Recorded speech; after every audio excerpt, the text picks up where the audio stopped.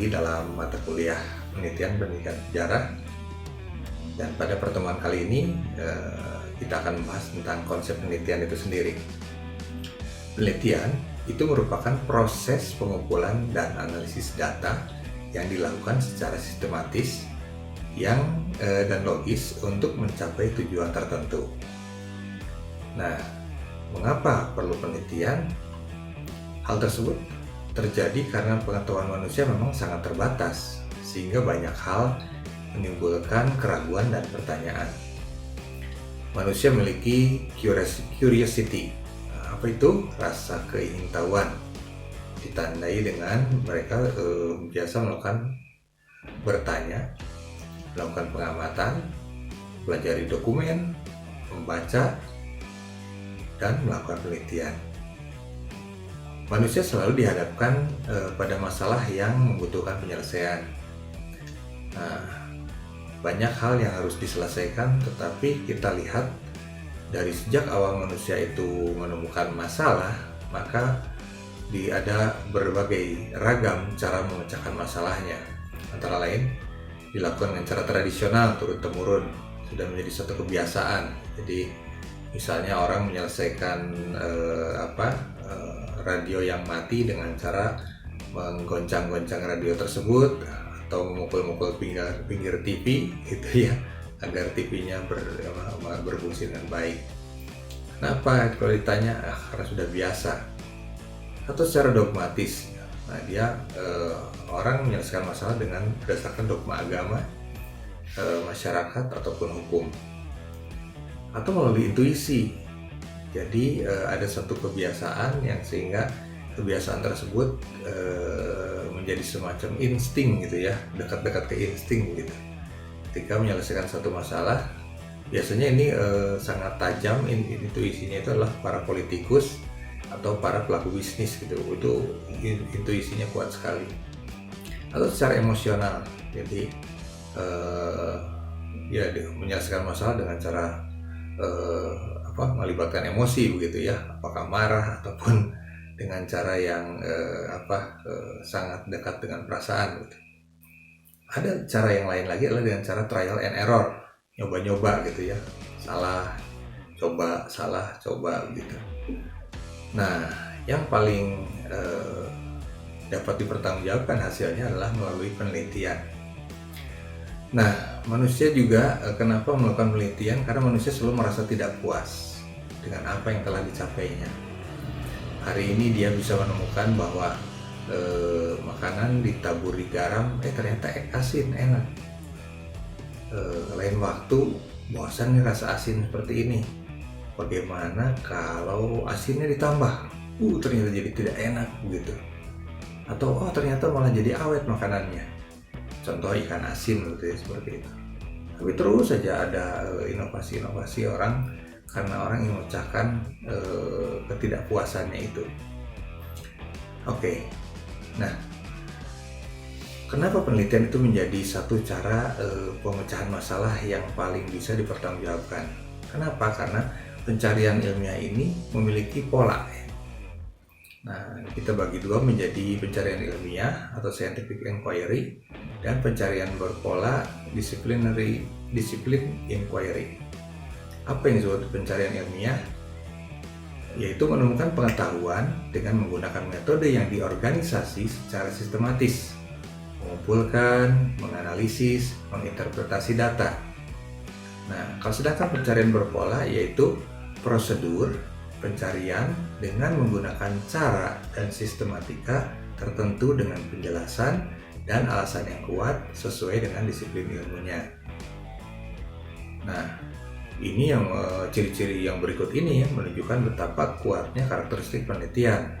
Kenapa? Karena dia mempunyai objektivitas yang sangat tinggi, ketepatan yang tinggi, bisa diverifikasi, penjelasannya ringkas, tidak bertele-tele, dan empiris, bisa dibuktikan oleh setiap orang, mempunyai penalaran logis dan kesimpulan yang kondisional.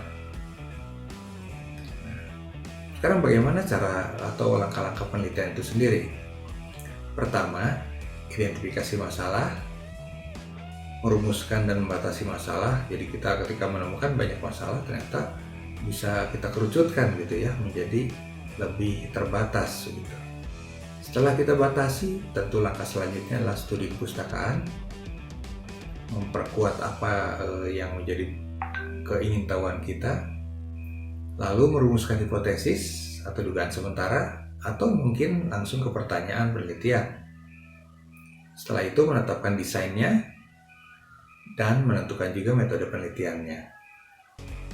Nah, kalau sudah itu terbentuk, maka langkah selanjutnya adalah menyusun instrumen.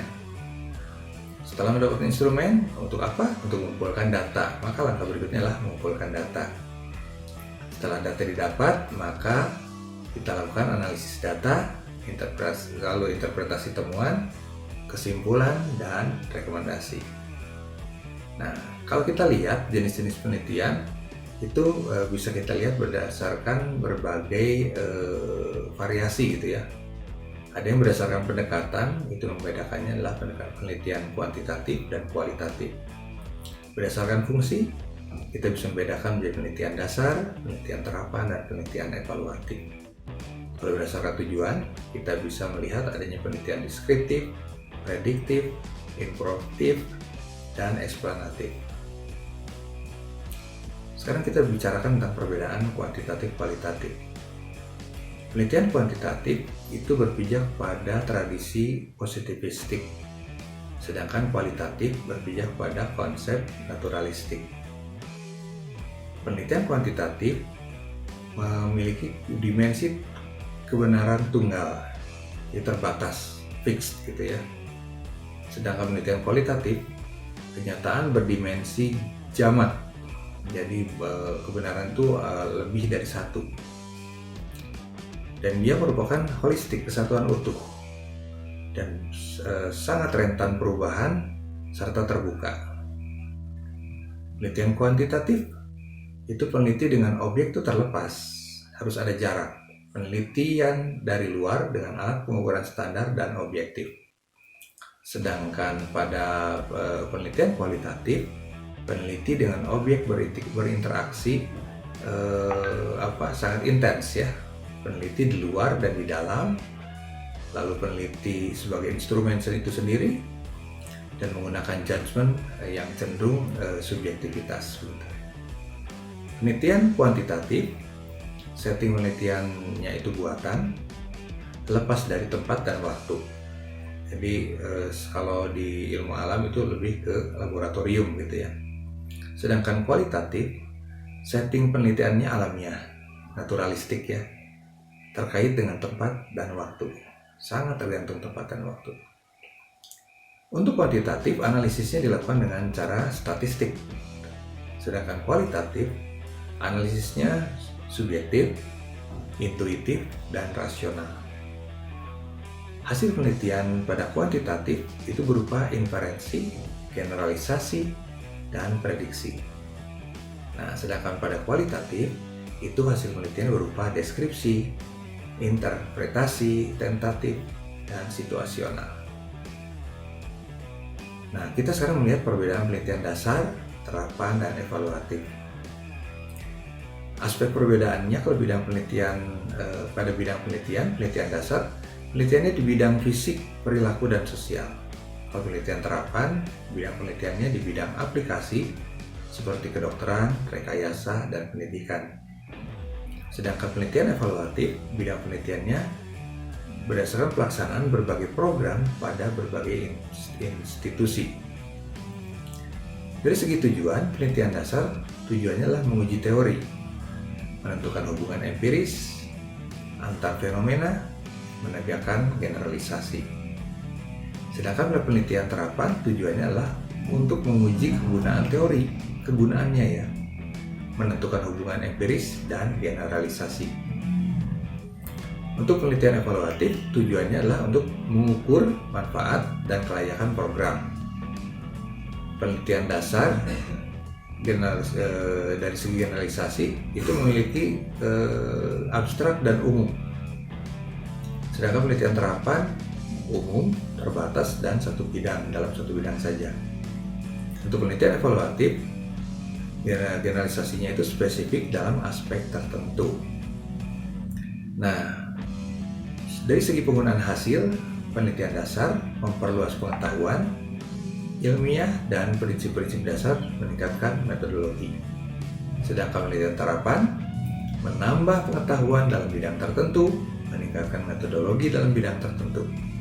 Untuk penelitian evaluatif, penggunaan hasilnya adalah menambah pengetahuan, meningkatkan metodologi, membantu penentuan keputusan.